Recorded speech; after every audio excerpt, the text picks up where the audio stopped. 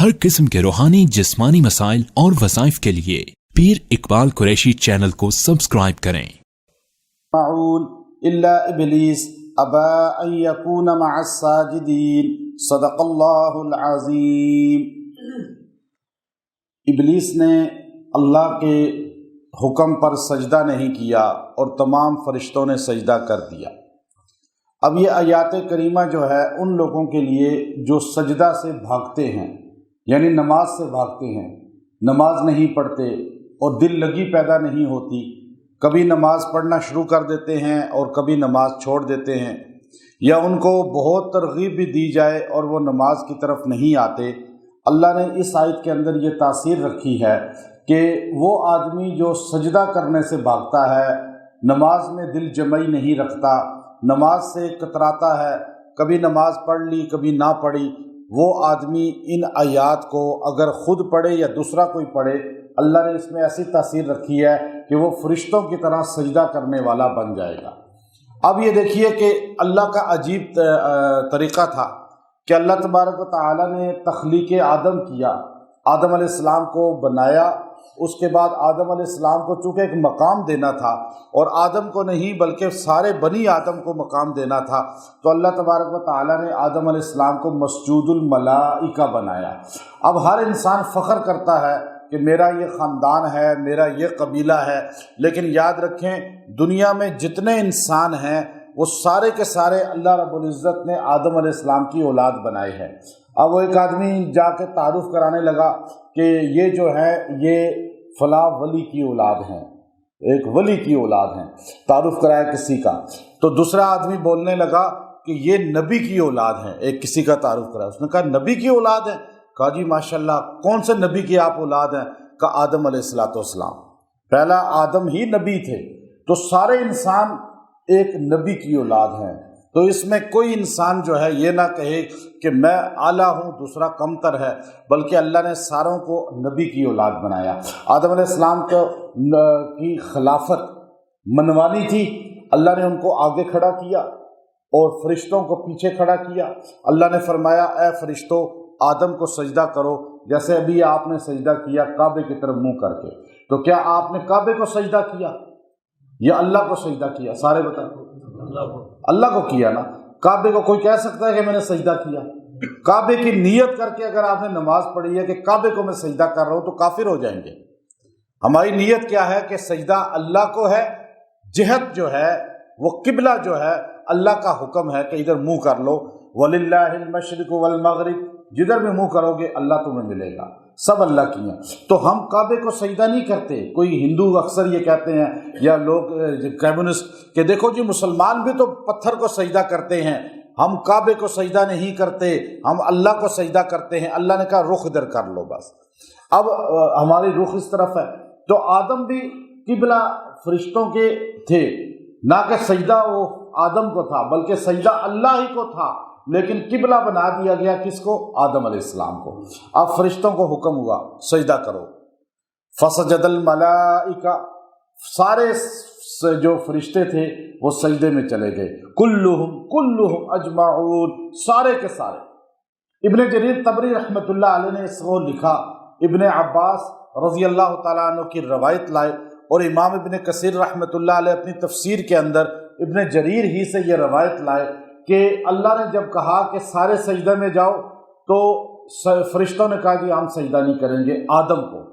اللہ کی طرف سے آگ آئی، ان سارے فرشتوں کو جلا کے ختم کر دیا۔ پھر اللہ نے نئے فرشتے پیدا کیے، تو اللہ نے کہا سجدہ کرو آدم کو۔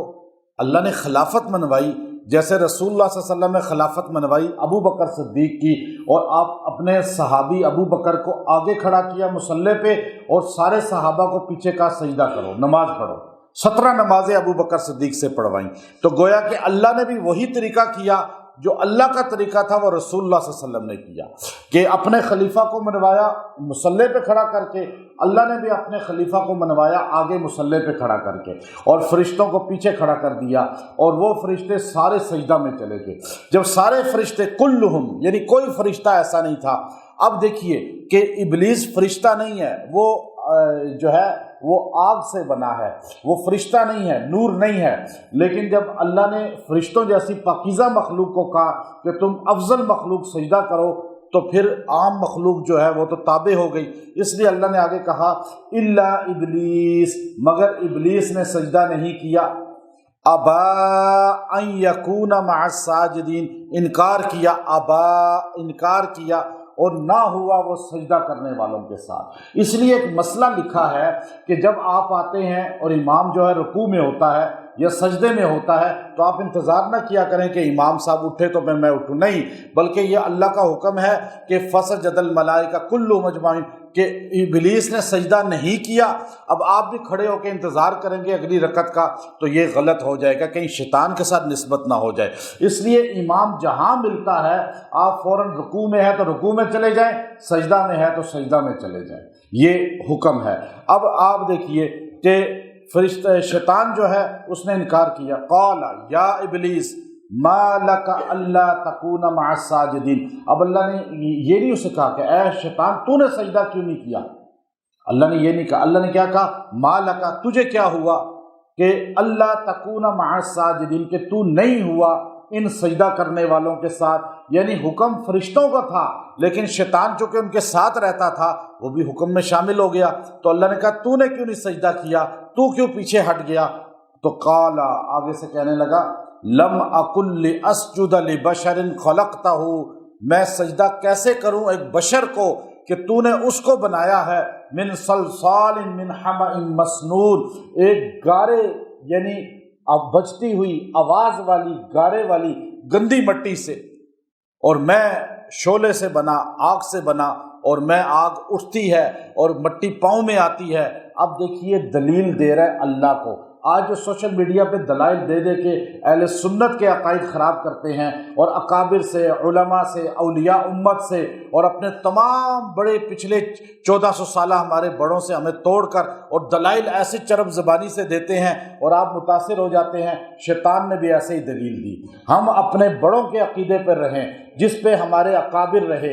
ہم 1400 سال کے سارے علماء، سارے اولیاء، سارے صوفیاء، سارے محدثین مفسرین غلط، اور آج 14ویں صدی کے اندر سوشل میڈیا پہ ایک بندہ بیٹھ کے کہتا ہے وہ بھی غلط، وہ بھی غلط، اور آپ اس کی باتوں میں چرب زبانی میں نہ آئیں۔ شیطان نے وہی چرب زبانی اختیار کی تھی، اور شیطان نے کہا کہ میں کیسے سجدہ کروں؟ بات غلط تھی یا ٹھیک تھی؟ دلیل کے لحاظ سے ٹھیک تھی نا، کہ میں بلند ہوں یہ پست ہے۔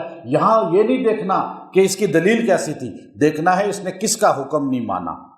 اب اللہ رب العزت نے جو ہے، اب فرشتے سجدے میں تھے، اب یہ حدیث کے اندر آتا ہے فرشتے سجدے میں تھے اور اللہ رب العزت نے اس سے سوال شروع کر دیا۔ اب فرشتے سجدے میں ہی رہے خوف سے کہ اب جو ہے یہ راندہ درگاہ ہوگا، ملعون ہوگا۔ تو اللہ رب العزت نے فرمایا فخرج فإنک رجیم، دفع ہو جا۔ فخرج عربی میں کہتے ہیں دفع ہو جا، نکل جا، اس آسمان سے نکل جا، جنت سے نکل جا۔ فإنک رجیم، تو ملعون ہے، تو بدبخت ہے، رجیم ہے تو۔ جب یہ اللہ نے فرمایا نا، اور پھر ایک دم اللہ نے اگلا جملہ کہا وَإِنَّ عَلَيْكَ اللَّعْنَةَ إِلَىٰ يَوْمِ الدِّينِ، اب تجھ پہ میری لعنت قیامت کی صبح تک برسے گی، اب تو ملعون بن چکا ہے۔ تو فرشتوں نے ایک دم جو ہے سر اٹھا لیا، لیکن جب اللہ نے یہ جملہ کہا اِنَّ عَلَيْكَ اللَّعْنَةَ إِلَىٰ يَوْمِ الدِّينِ، تو فرشتے اللہ کی لعنت جب شیطان سے پہ پڑی ہے تو خوف کی وجہ سے دوبارہ ایک دم سجدہ میں چلے گئے کہ ہم بھی لعنت میں نہ آ جائیں۔ یہ بنی آدم اور مسلم پر دو سجدے جو فرض ہوئے، وہ اللہ کے رسول صلی اللہ علیہ وسلم نے فرمایا پہلا سجدہ اللہ کا حکم کا ہے اور دوسرا سجدہ لعنت سے بچنے کا ہے۔ پہلا رحمت کا ہے اور دوسرا عذاب اور عطاب سے بچنے کا ہے۔ میرا امتی جب دو سجدے کرتا ہے اللہ کی رحمت میں بھی آ جاتا ہے، اللہ کے غضب سے ہی بچ جاتا ہے۔ اب دیکھیے فرشتوں نے دو سجدے کیے اور شیطان نے ایک سجدہ بھی نہیں کیا، وہ راندہ درگاہ ہو گیا، ملعون ہو گیا۔ ایک آدمی سفر پہ جا رہا تھا، اس نے فجر، ظہر، عصر، مغرب، عشاء ساری نمازیں چھوڑ دی۔ شیطان رات کو جب وہ لیٹا تو اس کے سامنے آ کھڑا ہوا۔ ایک اللہ والوں کی حکایت ہے، کوئی حدیث کی بات نہیں ہے، حقائق سمجھانے کے لیے ہوتی ہے۔ تو شیطان اس کے سامنے آ کھڑا ہوا اور اسے کہنے لگا بزرگ کی شکل میں کہ میں تجھ سے پناہ چاہتا ہوں، چھٹکارا چاہتا ہوں، تیرا قرب مجھے ملا ہوا ہے، میں پیدائشی تیرے ساتھ تیرا جن ہوں جو شیطان ہوں، لیکن میں شیطان تجھ سے بھی پناہ میں چاہتا ہوں، جدائی چاہتا ہوں۔ اس نے پوچھا کہ آخر وجہ کیا ہے کہ تیرے جیسا ملعون آدمی مجھ سے پناہ چاہ رہا ہے؟ کہا اس لیے کہ میں نے 7 لاکھ سال اللہ کی عبادت کی، کوئی آسمان کی جگہ سجدے سے خالی نہیں چھوڑی، لیکن ایک سجدہ میں نے آدم کو نہیں کیا، قیامت کی صبح تک ملعون ہو گیا، اور تو نے تو صبح سے رات تک اپنے رب کو سجدہ نہیں کیا۔ اذان سنتا تھا، نماز نہیں پڑھتا تھا، اذان سنتا تھا، سجدہ نہیں کرتا تھا۔ مجھ پر قیامت تک لعنت برس رہی ہے بنی آدم کی سجدے کی نہ کرنے کی وجہ سے، تو تجھ پر اللہ کی کتنی پھٹکار پڑے گی، میں اس عذاب سے ڈر رہا ہوں۔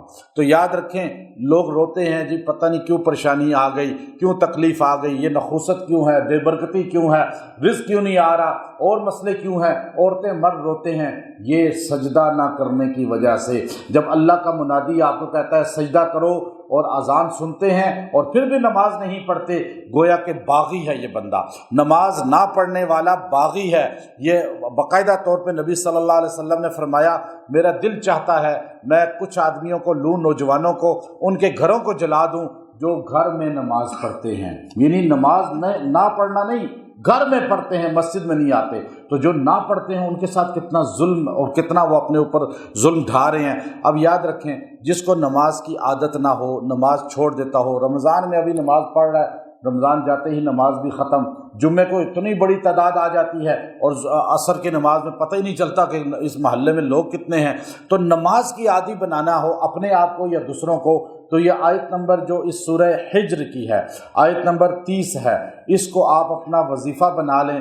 فسجد الملائکۃ کلھم اجمعون، فسجد الملائکۃ کلھم اجمعون، جو اس کو 33 بار 33 ٹائم پڑھ کے پانی پہ پیے گا، یہ چلتے پھرتے پڑھے گا یا کسی کے لیے پڑھ کے دعا کرے گا، چند دن کر لیں، 7-8 دن، اللہ تبارک و تعالی نماز کا عادی بنا دے گا، فرشتوں کی طرح سجدہ کرنے کا اسے شوقین بنا دے گا۔ یہاں حال یہ ہے مخلوق سے مانگنے کو دل کرتا ہے، رب کے سامنے سجدہ کر کے مانگنے کی عادت ہی ختم ہو گئی ہے۔ جس آدمی کو اللہ سے مانگنے کی عادت ہو جاتی ہے، اللہ اسے بغیر مانگے دیتا ہے اور اسے در در کی ٹھوکریں پھر نہیں کھانے دیتا۔ اللہ ہمیں عمل کی توفیق عطا فرمائے۔ وآخر دعوانا ان الحمد للہ رب العالمین۔